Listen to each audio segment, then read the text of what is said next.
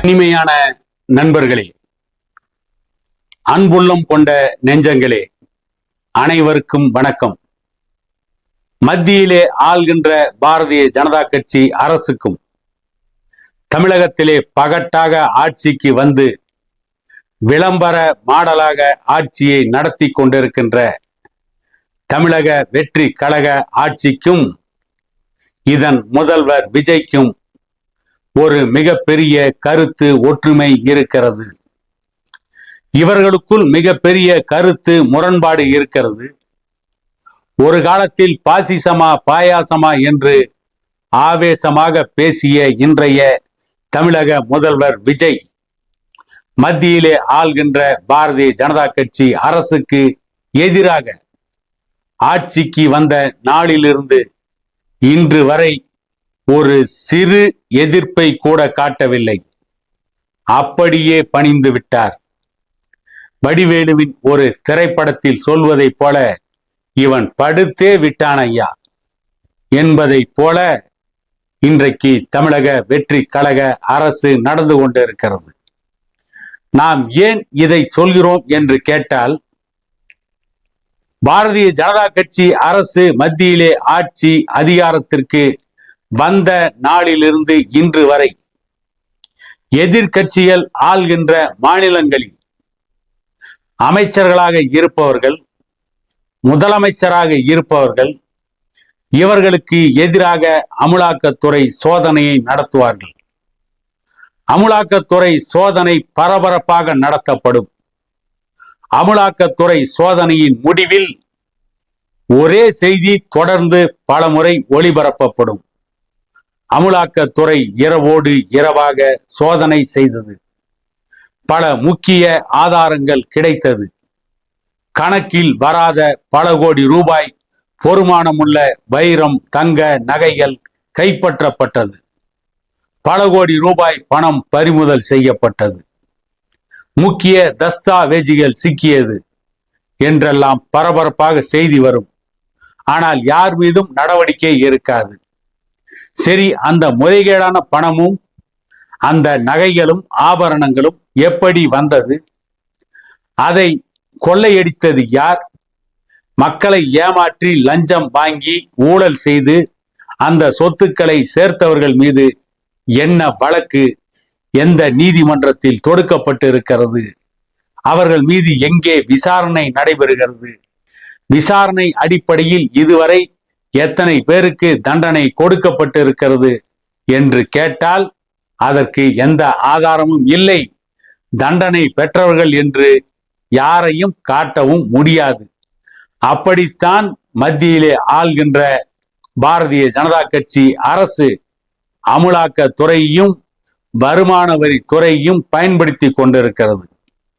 அதை பார்த்துவிட்டு தமிழகத்திலே பகட்டாக ஆட்சிக்கு வந்து திமுக கூட்டணி கட்சிகளின் ஆதரவுடன் ஆட்சியை அமைத்த தமிழக வெற்றி கழகம் கடந்த சில வாரங்களுக்கு முன்பு அப்படித்தான் பகட்டாக தமிழ்நாட்டில் ஆட்சிக்கு வந்த தமிழக வெற்றி கழக அரசு கடந்த ஒரு சில நாட்களுக்கு முன்பு தமிழ்நாட்டில் இருக்கின்ற சார் பதிவாளர் அலுவலகங்களில், சப் ரிஜிஸ்டர் ஆபீஸில் வருமான வரித்துறை சோதனை, லஞ்ச ஒழிப்புத்துறை சோதனை நடத்தியது.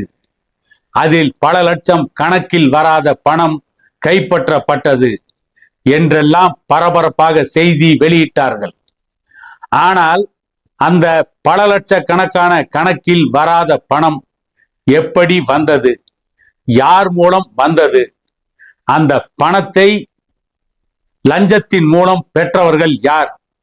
எந்த வழியில் அந்த கணக்கில் சேராத பணம் அங்கே அந்த அலுவலகங்களில் இருந்தது என்று எந்த ஒரு உண்மையும் வெளியாகவில்லை.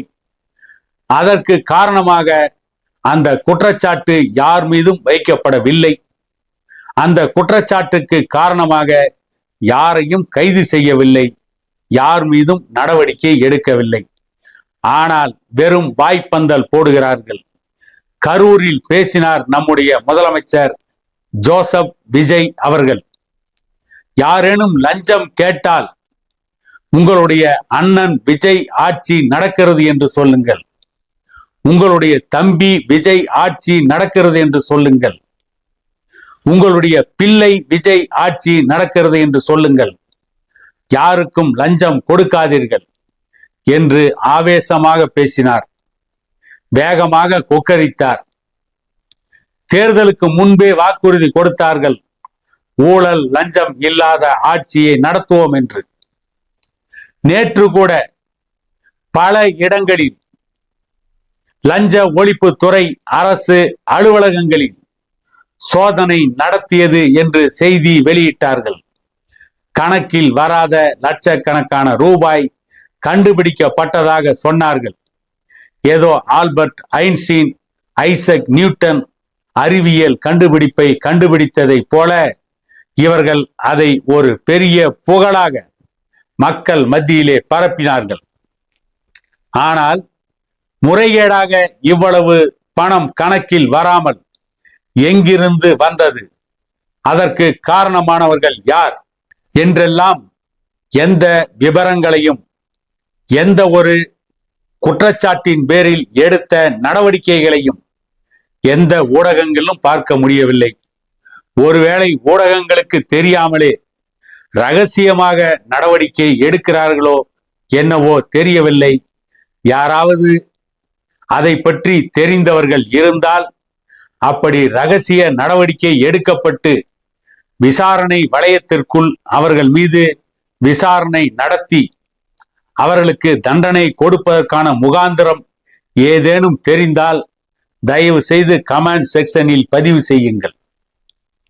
இப்படிப்பட்ட சூழ்நிலையில் நடிகர் விஜய் அரசு ஊழல் இல்லாமல் ஆட்சி நடத்துவோம், லஞ்சம் இல்லாமல் ஆட்சி நடத்துவோம் என்று சொன்னார்கள். ஆனால் சத்தமில்லாமல் பழனிமலை முருகனுக்கு சொந்தமான 100 கோடி ரூபாய்க்கு அதிகமான மதிப்புள்ள சொத்துக்களை 2 கோடி ரூபாய்க்கு தாரை வார்த்திருக்கிறார்கள். கிட்டத்தட்ட 98 கோடி ரூபாய் நஷ்டத்தை ஏற்படுத்தி இருக்கிறார்கள். பாவம் பழனிமலை முருகன் கோவணத்தை கட்டி கொண்டு 100 கோடி ரூபாய் மதிப்புள்ள சொத்தை காப்பாற்றி வைத்திருந்தார். இவர்கள் ஆட்சிக்கு வந்த கொஞ்ச நாளில் 100 கோடி ரூபாய் மதிப்புள்ள சொத்தை 2 கோடி ரூபாய்க்கு தாரை வார்த்துவிட்டு நாங்கள் ஊழலற்ற ஆட்சி, லஞ்ச லாவண்யம் இல்லாத ஆட்சி, முறைகேடுகளில் ஈடுபடாத ஆட்சி என்று இவர்களுக்கு இவர்களே சான்றிதழ் கொடுத்து கொண்டு இருக்கிறார்கள். சரி, 100 கோடி ரூபாய் சொத்தை 2 கோடி ரூபாய்க்கு விற்றதுதான் விற்றீர்கள்.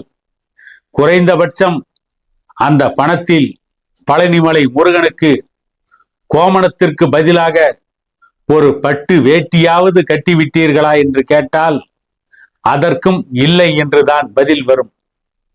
பாவம் பழனிமலை முருகன் இத்தனை ஆண்டுகள் பழனி மலையில் இருந்து கொண்டு அந்த கோவிலுக்கு நூற்றுக்கணக்கான கோடி மதிப்புள்ள சொத்துக்கள் இருந்தாலும் கூட இன்றைக்கு ஆட்சிக்கு வந்து 3 மாதம் கூட முடியவில்லை.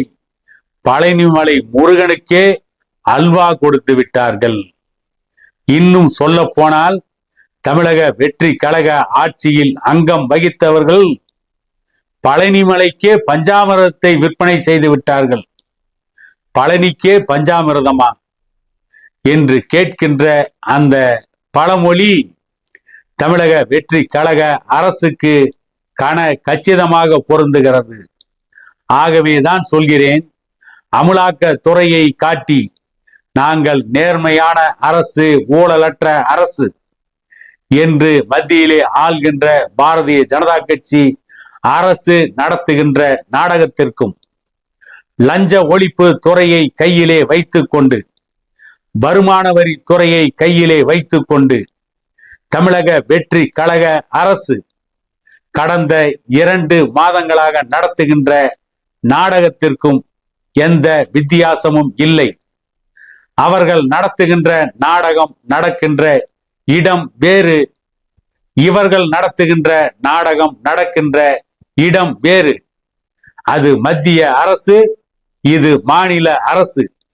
இந்த வேறுபாட்டை தவிர இந்த இரண்டு அரசுகளுக்கும் வேறு எந்த வேறுபாடும் இல்லை என கூறிக்கொண்டு மீண்டும் ஒரு காணொளியில் உங்களை சந்திக்கும் வரை உங்களிடமிருந்து விடைபெறுவது உங்கள் எடப்பாடி துரைசாமி.